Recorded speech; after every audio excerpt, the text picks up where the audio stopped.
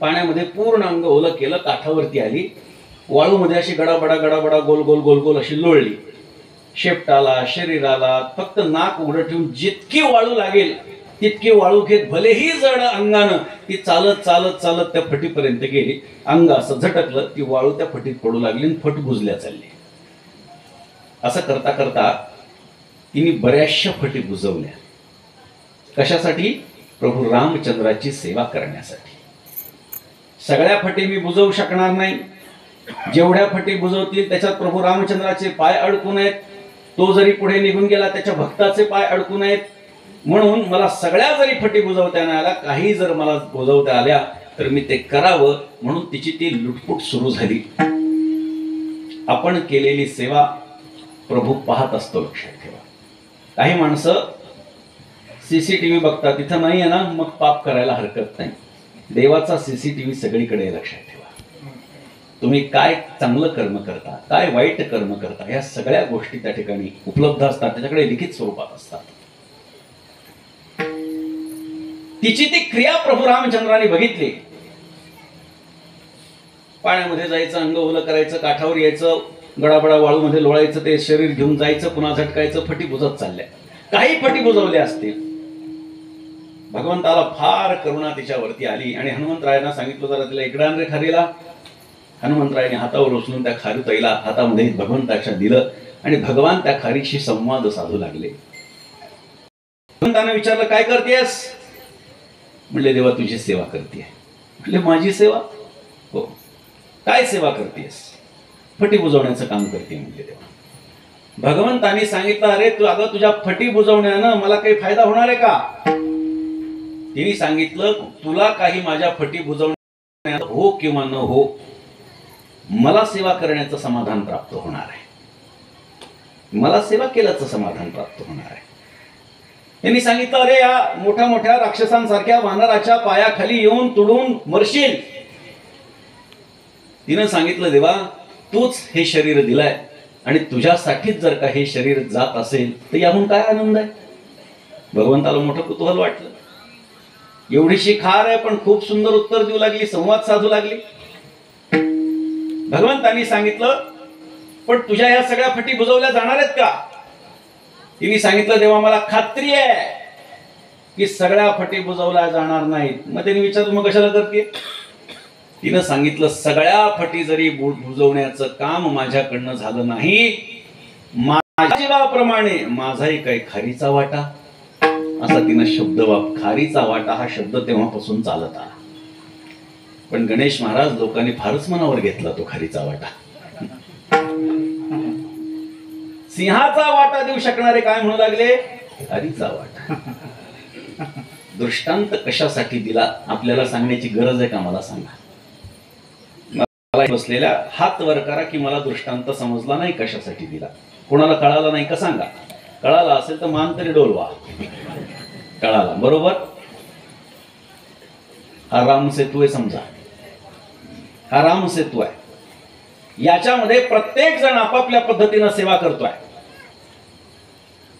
सातेफळची मंडळींनी मोठी जिम्मेदारी घेतली आहे, साळेगावच्या मंडळींनी मोठी जिम्मेदारी घेतली आहे. ठीक आहे, त्यांना वानर समजा, म्हणजे वानर समजा म्हणजे माकड समजा असं समजू नका. म्हणजे मोठं हा काम, मोठी जिम्मेदारी घेणारी माणसं घेतली असं समजा. मग तुम्ही म्हणाल, माझ्या गावातून तर मी एकटा चालू, मी काय करू? तुम्हाला जे करणं शक्य असेल ते करा. मी काय म्हणतो लक्षात घ्या, तुम्हाला जे करणं असेल ते शक्य करा. भगवंताला त्या खारीवरती कृपा आली. तिच्या उत्तरामुळे भगवान अतिशय आनंदित झाले आणि आपले 3 बोट त्या खारीवरून फिरवले. आजही ती 3 बोट त्या खारीच्या पाठीवर आपल्याला पाहायला सापडत आहेत. त्या खारी आणि तिच्या कुटुंबावरची ही कृपा नाही तर काय सांगा. विठ्ठल विठ्ठल.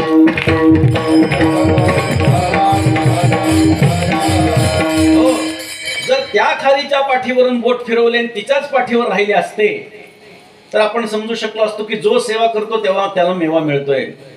लक्षात घ्या, त्रेतायुगामध्ये खारीच्या पाठीवरून बोट फिरवले, आजही खारीच्या पाठीवरती बोट आपल्याला पाहायला मिळत आहेत. म्हणजे आपण छोटंसं केलेलं सत्कर्म आपल्या भावी पिढीसाठी मोठं पुण्यकारक ठरणार आहे. ही गोष्ट आपण लक्षात घ्या.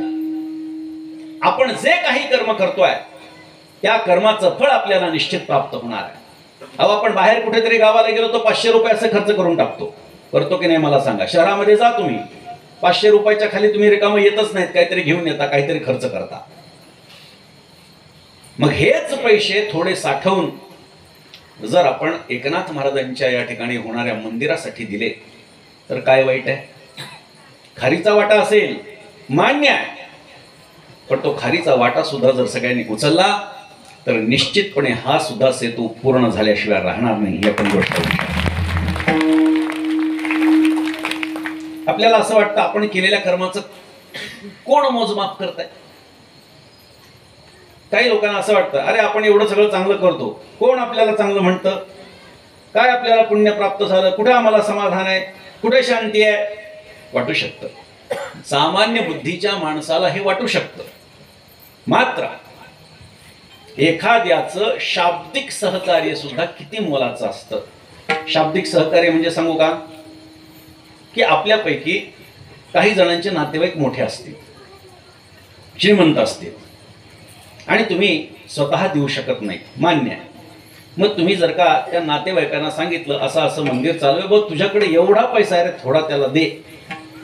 लक्षात घ्या, त्यांनी जर पैसे दिले, त्यांनी जर सेवा केली तर त्यालाही पुण्य आहे आणि सांगणाऱ्या तुम्हालाही पुण्य आहे. एक राजा निघाला शिकारीला, सैन्यासह निघाला.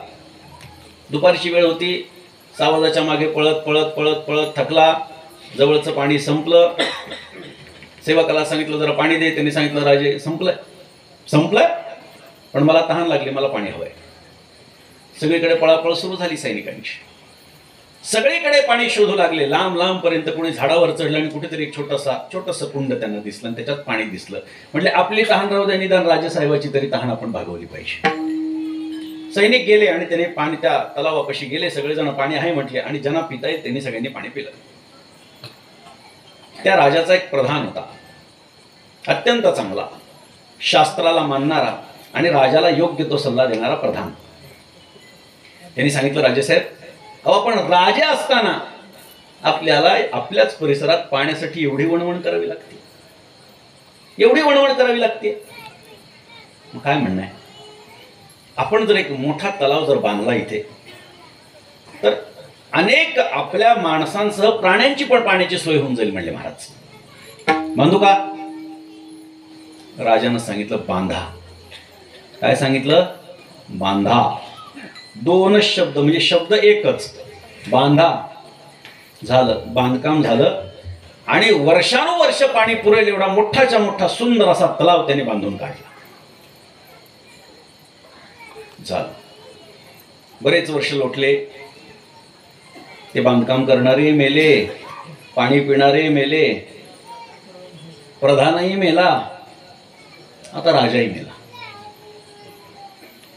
राजा सुद्धा शास्त्राचं पालन करणारा होता, नीतिमान होता. चित्रगुप्ताकडे समोर उभा राहिला. चित्रगुप्ताने त्याचा कागद काढला. म्हणले राजेसाहेब स्वर्ग आहे म्हणले आपल्याला. त्याला काही अशी खात्री नव्हती की आपल्याला स्वर्ग मिळेल. प्रत्येक माणसाला माहिती असतं आपण काय पाप केलेली आहेत. काही माणसं सांगत असतील, काही सांगत नसतील. त्यांनी सांगितलं, म्हणले महाराज स्वर्ग कशामुळे? माझ्याकडनं अनेक पाप घडलेली आहेत, तरी मला तुम्ही स्वर्गामध्ये टाकताय? नाही म्हणले राजेसाहेब, तुमच्याकडं फार पुण्याचं काम घडलंय. काय घडलंय? म्हणजे तुम्ही तलाव बांधून काढला म्हणले आणि म्हणून तुम्हाला स्वर्ग प्राप्त होणार आहे. राजाने सांगितलं क्षमस्व, मी काही तलाव बांधलेला नाही. मग कोणी बांधला?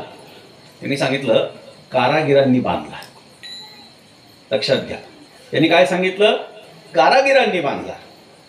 बर, पण त्यांनी सांगितलं तुमच्या डोक्यात तर विचार आला असेल ना? नाही नाही म्हटले, प्रधानाच्या डोक्यात विचार आला. बघा किती नीतिमत्ता आहे.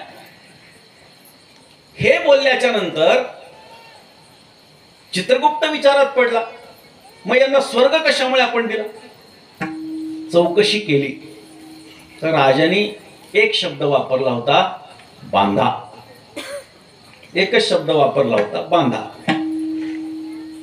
म्हणले तुम्ही परवानगी दिली ना बांधायची? हो. मग परवानगी दिली म्हणून तुम्हाला स्वर्ग ते म्हणजे असं कसं, मी जर स्वतः बांधकाम केलं असतं, दगड रचली असती तर ठीक आहे, मला पुण्य प्राप्त झालंय, मला स्वर्ग प्राप्त होतं. बरं, मला सल्ला सुद्धा प्रधानांनी दिला म्हटले म्हणून मी बांधा म्हटलं, मी काहीही केलेलं म्हटले. नीतिवान राजा. चित्रगुप्तांनी सगळा आलेखच त्या तलावाचा काढला. थांबा म्हणले राजेसाहेब, तुम्हाला जे प्राप्त झालेलं पुण्य आहे त्याचा मोबदला स्वर्ग नको आहे ना, तुम्हाला स्वर्ग का देणार ऐका म्हणले. त्यांनी इतिहास सांगितला त्या कुंडाचा. म्हणले का कावळ्याने एखाद 2 दिवस पाणी पुरेल एवढंच असं छोटस वाटी एवढं कुंड तयार केलं म्हणे कावळ्याने पाणी पिण्याकरता. कालांतरानं तिथे एक डुक्कर आलं, डुकराला तहान लागली. त्यांनी ते वाटी एवढं कुंड पाणी पिताना त्याच्या तोंडाने मोठं मोठं ताटा एवढं झालं म्हटले. त्याच्यात पाणी बसू लागलं ताटभर. तिकडे एक रेडा आला, त्या रेड्याने पाणी पिलं. मत्ता अवस्थेतल्या त्या रेड्याने डोकं घासलं आणि परत एवढं म्हणले कुंड तयार केलं. तिथे एक हत्ती आला, त्याला तहान लागली, त्याने पाणी पिलं आणि पाणी पिल्यानंतर त्याने थोडं मोठं कुंड तयार केलं. त्या कुंडातलं पाणी तुम्ही पिलं होतं म्हणले. हो, मग त्यांनी सांगितलं. त्याच्यानंतर प्रधानजींनी तुम्हाला सांगितलं की आपण तलाव बांधूयात का, आणि तुम्ही बांधा असं सांगितलं आणि तुमच्या कोशातून पैसा वापरून सगळ्या जणांनी कारागिरांनी तो बांधून काढला. बरोबर आहे म्हटले. चित्रगुप्तांनी सांगितलं ज्या कावळ्याने याची सुरुवात केली त्या कावळ्यालाही स्वर्ग, ज्या डुकरांनी त्याला वाढवलं त्या डुकरालाही स्वर्ग, जो रेडा आला त्याने आणखी वाढवलं त्यालाही स्वर्ग, त्या हत्तीलाही स्वर्ग, त्या कारागिरांनाही स्वर्ग, त्या प्रधानाला ज्यांनी तुम्हाला सल्ला दिला तो स्वर्ग, आणि तुम्ही जे बांधा म्हटला त्यामुळे तुम्हालाही स्वर्ग. विठ्ठल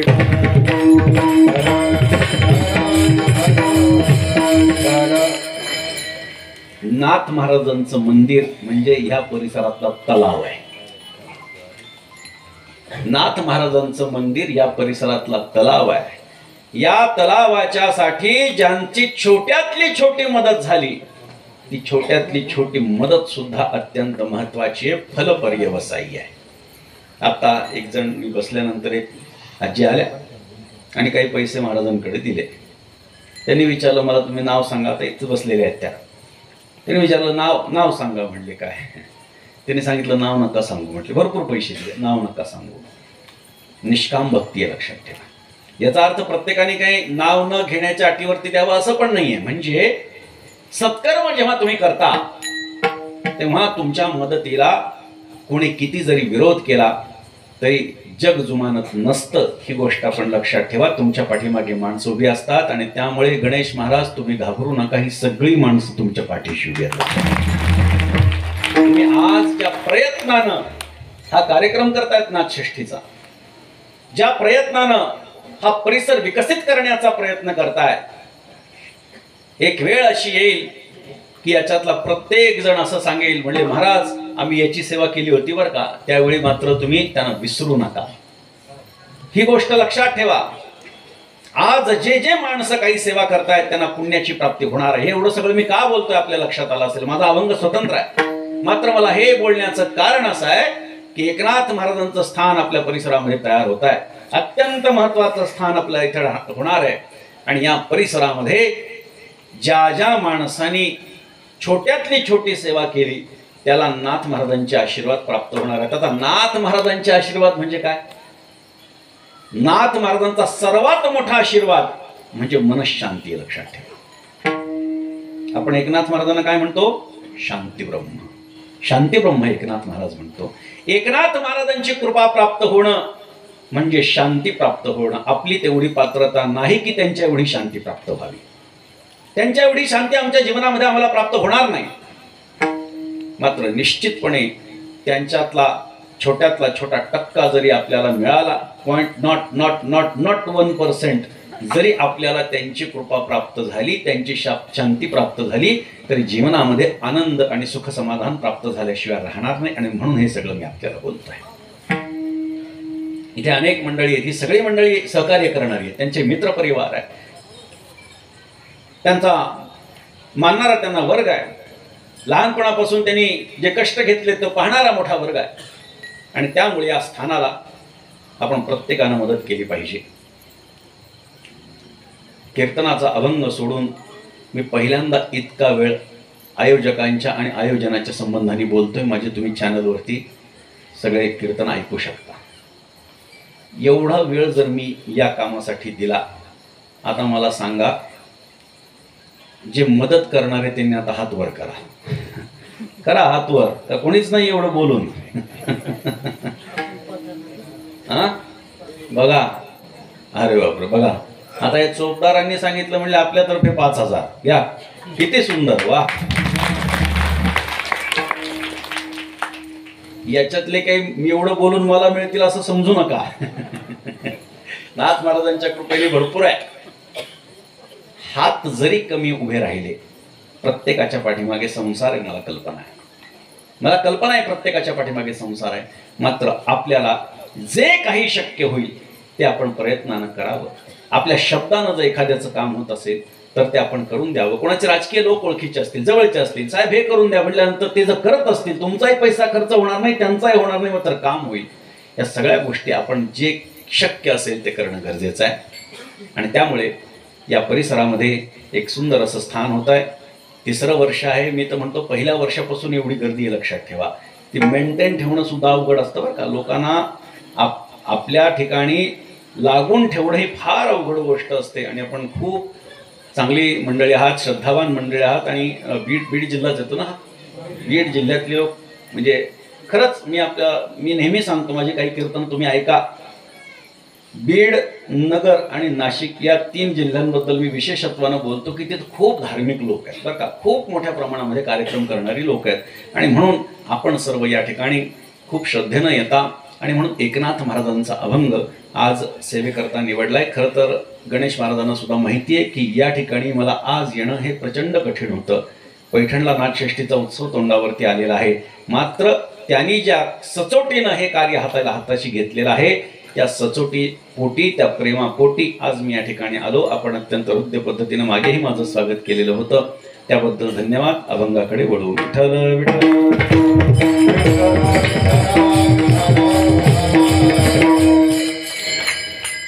ज्या एकनाथ महाराजांच्या स्थानावरती आपण या ठिकाणी कीर्तन सेवा करत आहोत, त्या एकनाथ महाराजांचं वर्णन प्रस्तुत अभंगामध्ये आलेलं आहे. हे मंदिर कोणाचं आहे? एकनाथ महाराज म्हणजे आपण कोणी साधी व्यक्तिमत्व समजता का? मला सांगा. अजिबात नाही.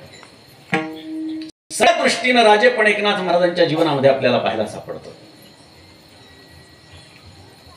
आषाढी एकादशीच्या नंतर दुसरा मोठा सोहळा जर का महाराष्ट्राच्या पातळीवरती कुठला असेल तर तो पैठणचा नाथषष्ठीचा सोहळा आहे. लक्षात ठेवा. 7 ते 8 लाख भाविक पैठणला येतात. तुम्ही बघा, वर्तमानपत्र वाचत असाल, कोणत्या ठिकाणी किती लाख लोक आले. मला कोणाची तुलना करायची नाही, पण नाथ महाराजांचं मोठेपण मला सांगायचं. आषाढी एकादशीला 12-13 लाख भाविक जर का पंढरपूरला जमतात, तर 7 ते 8 लाख भाविक हे पैठणला जमतात. दुसऱ्या क्रमांकाचा मोठा सोहळा म्हणजे शांतीब्रह्म एकनाथ महाराजांचा जलसमाधी षष्ठीचा सोहळा आहे. म्हणून राजेपण अनेक प्रकारे याचा विचार करता येईल. मात्र त्याचा विचार आपण नंतर करतोय, पुढे करतोय. पण माझा मुद्दा हा आहे की निळोबाराय तुकोबारायांच्या अनुग्रहित शिष्य असताना नाथ महाराजांचं वर्णन का करतात? आपल्याला सर्वांना माहिती आहे, तुकोबारायांच्या सदेह वैकुंठ गमनाच्या नंतर निळोबारायांचा अवतार आहे. निळोबाराय आपल्या वारकरी संप्रदायात शेवटचे संत आहेत.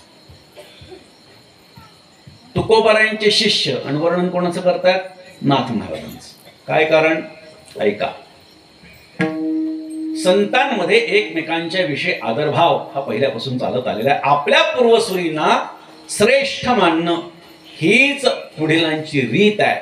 आणि ती रीतच निळोबारायांनी जाणली आणि नाथ महाराजांचं वर्णन करणारे अभंग लिहिलेले आहेत.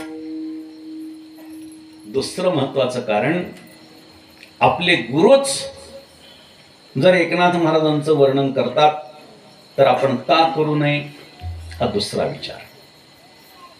तुकाराम महाराजांनी एकनाथ महाराजांचं मोठ्या प्रमाणात वर्णन केलेलं आहे. काही लोक म्हणतात, एक जण मला भेटला आणि म्हणला, एकनाथ हे नावच नाही म्हणले महाराज. तुकोबारायांच्या गाथ्या. आणि तुम्ही कसं म्हणता एकनाथ महाराजांचं वर्णन केलंय? त्याला म्हणलं बाबा तू मोबाईल ॲपच्या दुनियेतला माणूस आहे म्हणलं, ग्रंथ वाच. मग तू टाकला अशी एकनाथ नाही मिळणार म्हणलं ते. कारण लिखित जे आता ॲपमध्ये त्याच्यामध्ये शरण शरण एकनाथ हा अभंग नाही ना, तिथं आलं असतं ते नाव. गाथा उघड तुकोबारायांचा वाच. रोज वारकरी काय म्हणतात? एकोबाचे ऋण हेडी ऋषिकेशी अंबरीशीचे सोशी गर्भवास. एकोबा म्हणजे कोण आहे? एकनाथ महाराज. ज्याप्रमाणे ज्ञानेश्वर महाराजांचं वर्णन एकनाथ महाराज ज्ञानोबा म्हणून करतात, ज्ञानोबा माझा, त्या पद्धतीनं तुकोबाराय नाथ महाराजांचं वर्णन एकनाथ म्हणत नाहीत, एकोबा. तुकोबारायांचं आवडतं वाक्य, एकोबाची सेवा करी वाहे घरी जीवन. निळोबाराय म्हणतात पुढे. एकोबा हे सर्वप्रथम नामाभिधान जर का एकनाथ महाराजांना कोणी दिला असेल तर ते तुकोबारायांनी दिलेलं आहे. ब्राह्मणाचा पोर खेळिया एका भला, तेने जन खेळकर केला रे. जनार्दन बसवंत करुनिया त्याने वैष्णवांचा मेळा मिळविला रे. एकची घाई खेळता खेळता आपणची बसवंत झाला रे. कोणाचं वर्णन आहे? एकनाथ महाराजांचं वर्णन आहे. ब्राह्मणाचा पोर खेळिया एका भला. एका म्हणजे एकनाथ महाराज. काही जण म्हणतील काय एक कोणातरी एकाबद्दल बोलत असतील. पुढे सांगितले तेने जन खेळकर केला रे. हसत खेळत परमार्थ कोणी शिकवला? एकनाथ महाराजांनी भारुडाच्या माध्यमातून. तेने जन खेळकर केला रे. बर, मग म्हणाल कोणीतरी एकाने केला असेल? नाही, जनार्दन बसवंत करून या त्याने. जनार्दन स्वामींना सद्गुरू मानून त्यांनी परमार्थ केला. वैष्णवांचा मेळा मिळविला रे. नाथ महाराजांनी वैष्णवांचा मेळा मिळवला. लक्षात ठेवा, मिळविली मांदी वैष्णवांची. जसं तुकोबाराय ज्ञानोबारायांच्या संबंधी बोलतात तसंच तुकोबाराय नाथ महाराजांच्याही संबंधी बोलतात. वैष्णवांचा मेळा मिळविला रे. एकची घाई खेळता खेळता आपणची बसवंत झाला. आणि असं क्रिया करता करता, असं कार्य करता करता स्वतःच गुरुस्थानावरती जाऊन बसले. हे कोणाचं वर्णन आहे? एकनाथ महाराजांचं वर्णन आहे. कोण करताय? तुकोबाराय करताय. अजून बोलू.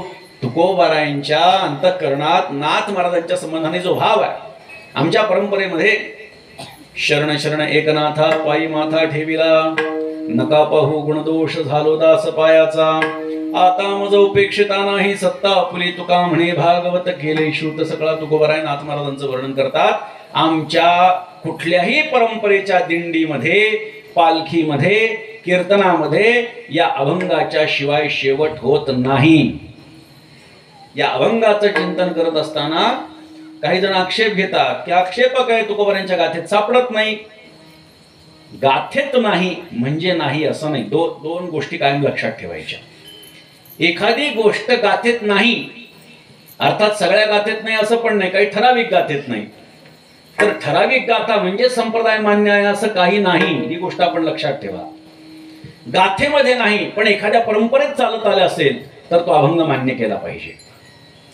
जर गाथेतही आहे आणि चालतही आलेला आहे अशा परिस्थितीमध्ये जर त्याच्यामध्ये पाठभेद असतील तर गाथ्यात जे ते मान्य करायचं. लक्षात घ्या. त्या पद्धतीनं शरण शरण एकनाथ अनेक गाथेमध्ये अभंग आहे. सगळ्या गाथेमध्ये नसेल पण अनेक गाथेमध्ये आहे. आमच्या परंपरेमध्ये आरती कीर्तन काहीही असो या अभंगाशिवाय शेवट होत नाही. अभंग कोणाचा आहे? तुकोबारायांचा. कारण तुकाराम महाराजांनी एकनाथी भागवताची 108 पारायणं भंडारा डोंगरावरती केली होती. ही गोष्ट आपण लक्षात घ्या. 108 पारायणं तुकोबारायांनी नाथ भागवताची, नाथ महाराजांच्या भागवत नामग्रंथाची केली होती. तुका म्हणे भागवत केले श्रुत सकळा. आता तुकोबारायांच्या अंतःकरणात नाथ महाराजांच्या बद्दलचा जो श्रद्धाभाव आहे त्याची परिसीमा सांगू का? जीवीच्या जीवना, जीवीच्या जीवना, जीवीच्या जीवना, जीवीच्या जीवना, एका जनार्दना, एका जनार्दना, एका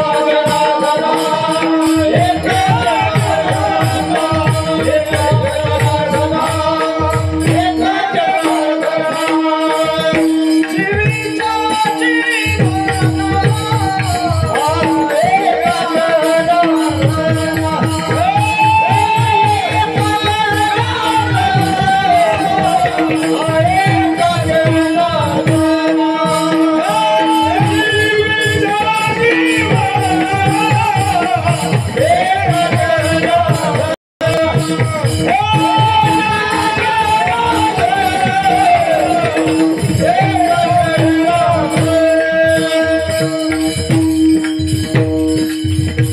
जीवीच्या जीवना एका जनार्दना, तुकोबाराय बोलतायत, माझ्या जीवाचा जीवन जर कोण असेल, एका जनार्दन म्हणजे कोण?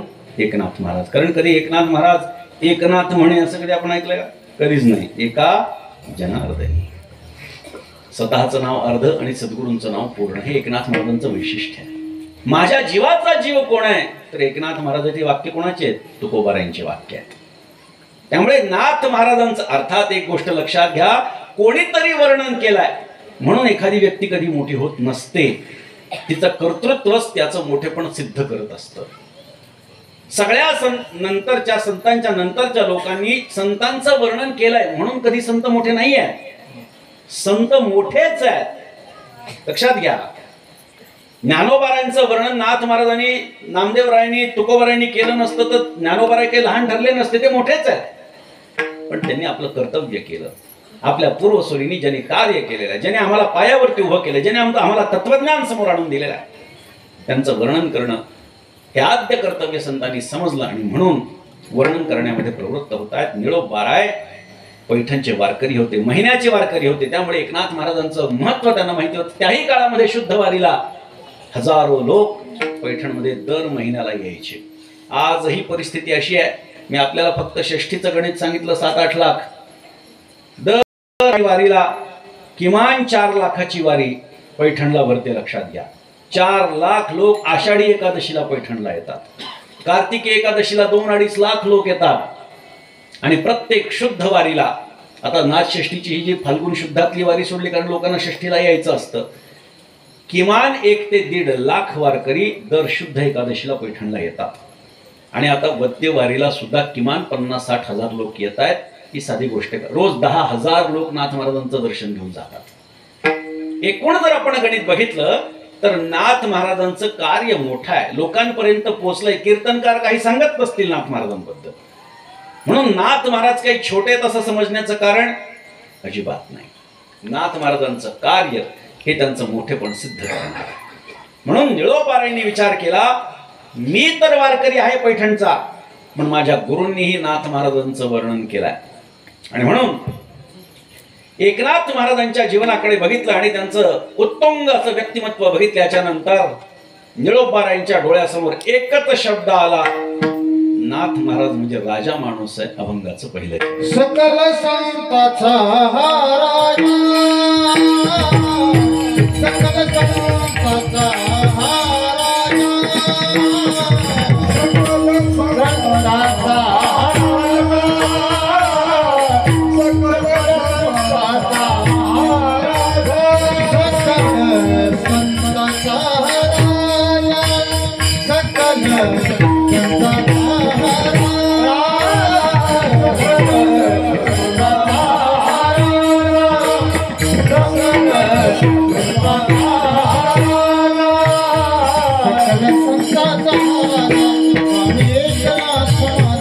सकल संताचा राजा, स्वामी एकनाथ महाराज, स्वामी एकनाथ महाराज, त्याच शेताची गरुडना, त्याच शेताची गरुडना, राजा स्वामी एकनाथ महाराज, स्वामी एकनाथ महाराज, स्वामी एकनाथ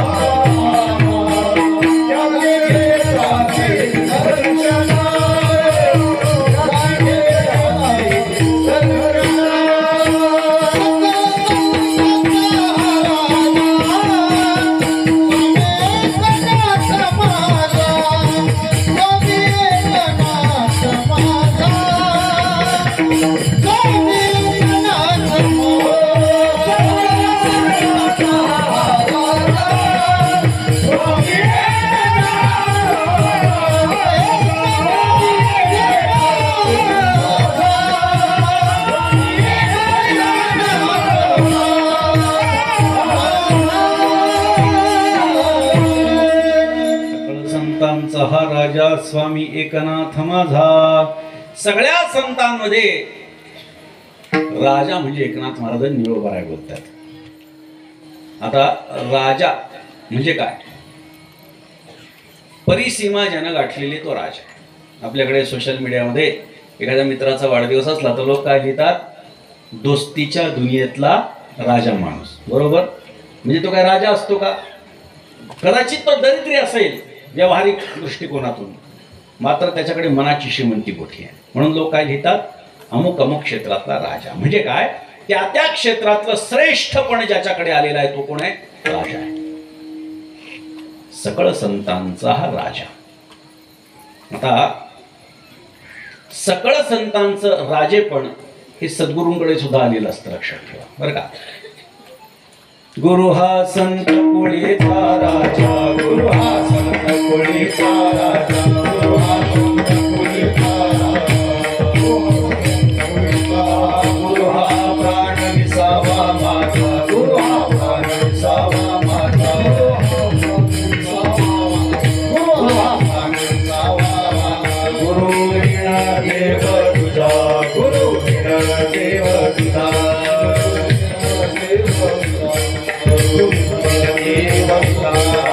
नाही त्रैलोकी, नाही त्रैलोकी.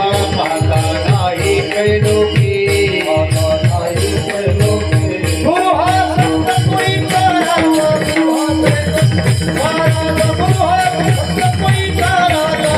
संत कोळीचा राजा, गुरु हा प्रेमाचा सागर, गुरु हा प्रेमाचा सागर, गुरु हा प्रेमाचा सागर, गुरु हा प्रेमाचा सागर, गुरु हा संत कोळीचा राजा, गुरु हा प्राण विसावा माझा, गुरु विण देव नाही तुझा, वाचा नाही त्रैलोकी. गुरु हा संत कोळीचा राजा, गुरु हा प्राण विसावा माझा, गुरु विण देव नाही तुझा, वाचा नाही त्रैलोकी. गुरु हा संत कुळीचा राजा, गुरु हा प्राण विसावा माझा, गुरु विण देव दुजा. बरं का, गुरु विण देव नाही दुजा नाही. कारण पुढे काय सांगितलंय? पाहता नाही त्रैलोकी, नाही तर मग उलटा अर्थ व्हायचा. गुरु हा संत कुळीचा राजा, गुरु हा प्राण विसावा माझा, गुरु विण देव दुजा. वाक्य दोन भाग जे आहेत ते एकत्र करायचे. देव दुजा पाहता नाही त्रैलोकी. नाही नाही दोनदा झालं तर त्याचा अर्थ उलटा होतो. म्हणून लक्षात घ्या, संतांचं वाङ्मय हे अत्यंत महत्वाचं असतं. एक एक शब्द महत्वाचा असतो. मला इथे काय सांगायचं आहे? राजेपण संतांनी कोणाला दिलाय? प्रत्यक्ष ज्ञानोबारायांनी राजेपण कोणाला दिलाय? गुरुला. आणि निळोबाराय कोणाला राजेपण देत आहेत? नाथ महाराजांना. म्हणजे काय झालं? नाथ महाराजांना ते गुरुस्थानी मानतात. सिद्ध झालं. बरं, पुन्हा सांगू, आणखी एक प्रमाण देऊ. छबिन्याची पालखी नाथ महाराजांची आता सप्तमीला जेव्हा निघते रात्री, तेव्हा पालखीच्या समोर पहिला अभंग असतो. बरं का, सगळे परंपरेचे अभंग कुठे काय म्हणायचं हे ठरलेलं आहे आमच्याकडे. माता पिता समर्थ, स्वामी माझा एकनाथ, काळ रुळतो चरणी, देव घरी वाहे पाणी, ज्यांचे अनुग्रहे करून झालो पतित पावन, जो वसे प्रतिष्ठानी निळा त्यासी लोटांगणी. काय म्हटलंय? निळोबाराय काय म्हणतात? ज्याचे अनुग्रहे करून. लक्षात येतंय मला काय म्हणायचं? ज्यांचे अनुग्रहे करून झालो पतित पावन. म्हणजे निळोबाराय नाथ महाराजांना काय मानतात? गुरु मानतात. अर्थात गुरु मानणं आणि गुरु असणं याच्यामध्ये भेद हा ठरलेला आहे. नाथ महाराज ज्ञानोबारायांना सुद्धा काय म्हणतात? श्री गुरु भेटले ज्ञानेश्वर. ज्ञानोबारायांना सुद्धा काय म्हणतात? गुरु आहे, श्री गुरु आहे. खरे गुरु कोण आहेत नाथ महाराजांचे? जनार्दन स्वामी. मग अधिक्षेप झाला का? नाही, श्रद्धा आहे. श्रद्धा आहे म्हणून ज्ञानोबारायांना नाथ महाराज गुरुस्थान देतात. पण सद्गुरू कोण आहेत? जनार्दन स्वामी. त्याच पद्धतीनं नाथ महाराजांच्या विषयी आत्यंतिक श्रद्धा निळोबारायांच्या अंतःकरणामध्ये असल्यामुळे तुमचे अनुग्रह करून असा शब्द वापरला. अनुग्रह, किंवा नाथ महाराज म्हणतात तुमचा अनुग्रह लाभलो, पावन झालो चराचर. खरा अनुग्रह लाभला का? अनुग्रह याचा अर्थ कृपा, आशीर्वाद असा आपल्याला इथे घ्यावा लागतो. तसंच ज्यांचे अनुग्रहे करून झालो पतित पावन असं निळोबाराय म्हणतात नाथ महाराजांच्या बद्दल. याचा अर्थ नाथ महाराजांचा अनुग्रह म्हणजे त्यांचा कृपाशीर्वाद प्राप्त झाला असा अर्थ या ठिकाणी आपल्याला करावा लागतो. जर निळोबारायांचे गुरु तुकोबाराय आहेत असं कुठेही प्रमाण नसतं तर मग म्हणता आलं असतं की निळोबाराय हे एकनाथ महाराजांचे शिष्य आहे. बरोबर, अनुग्रहित शिष्य असं म्हणता आलं असतं. जर नाथ महाराजांच्या गुरुचं नाव समोर आलं नसतं तर ज्ञानोबाराय हे नाथ महाराजांचे शिष्य आहेत असं म्हणता आलं असतं. मात्र तसं नाही, दोन्हीही प्रमाण उपलब्ध आहेत. त्यामुळे आपल्याला ती गुरु परंपरा मानावीच लागती, त्याच्यात कोणताही बदल करता येत नाही. काय आहे गुरु परंपरा? जो निर्गुण निराभास जेथुनी उद्भव शबल ब्रह्माचा आदि नारायण म्हणती जासत सर्वांसी आदि गुरु तयाचा ब्रह्मा अनुग्रहित ब्रह्मा अत्रीस उपदेशित अत्रिपाद प्रसादित श्री अवधूत दत्तात्रय दत्तात्रय परंपरा सहस्त्रार्जुन यदु दुसरा जनार्दन शिष्य तिसरा केला खरा कलियुगी जनार्दन कृपेस्तव जाण समूळ निरसले भवबंधन एका जनार्दनी शरण झाली संपूर्ण परंपरा. इथे कुठं ज्ञानोबारायांचं नाव आहे? निळोबारायांनी जी आपली गुरु परंपरा सांगितली तिथे कुठे नाथ महाराजांचं नाव आहे? म्हणजे अनुग्रह ह्या शब्दाचा अर्थ कृपा प्राप्त झाली असा आपल्याला करावा लागतो. आणि म्हणून नाथ महाराजांची कृपा प्राप्त झाल्यामुळे नाथ महाराजांचं समस्त ऐश्वर बघितल्यामुळे नाथ महाराजांचं वर्णन निळोबाराय करतात. सकळ संतांचा हा राजा, कार्याच्या दृष्टीनेही राजेपण, लिखाणाच्या दृष्टीनेही राजेपण, मनाच्या दृष्टीनेही राजेपण, आणि संपत्तीच्या बाबतीतही राजेपण. बघा काय कार्य आहे नाथ महाराजांचं?